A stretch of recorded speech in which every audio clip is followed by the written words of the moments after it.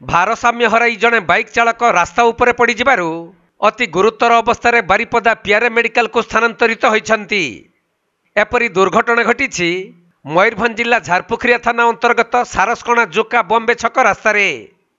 ମିଳିଥିବା ସୂଚନା ଅନୁଯାୟୀ ବିଦ୍ୟୁତ ବିଭାଗରେ ଠିକା କାର୍ଯ୍ୟ କରୁଥିବା ସାମାଇ ସରେନ ନାମକ ଜଣେ ଯୁବକ ନିଜ ଗାଁ ବଜାରଗୁଡ଼ାରୁ ଏକ ବାଇକ୍ ଯୋଗେ ଫେରୁଥିବା ବେଳେ ଭାରସାମ୍ୟ ହରାଇ ରାସ୍ତା ଉପରେ କଚାଡ଼ି ପଡ଼ିଥିଲେ।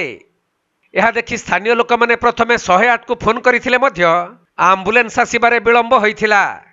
ତେଣୁ ସାରସକଣା ଅଗ୍ନିଶମ ବିଭାଗକୁ ଖବର ଦିଆଯିବାରୁ ଦୁର୍ଘଟଣାସ୍ଥଳରେ ଅଗ୍ନିଶମ ବିଭାଗର କର୍ମଚାରୀମାନେ ପହଞ୍ଚି ସାମାଇ ସରେନଙ୍କୁ ଉଦ୍ଧାର କରି ପ୍ରଥମେ ସିରସା ମେଡିକାଲକୁ ନେଇଯାଇଥିଲେ।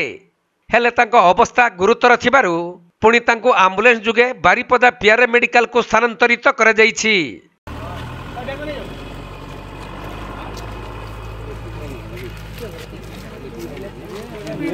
जहाँ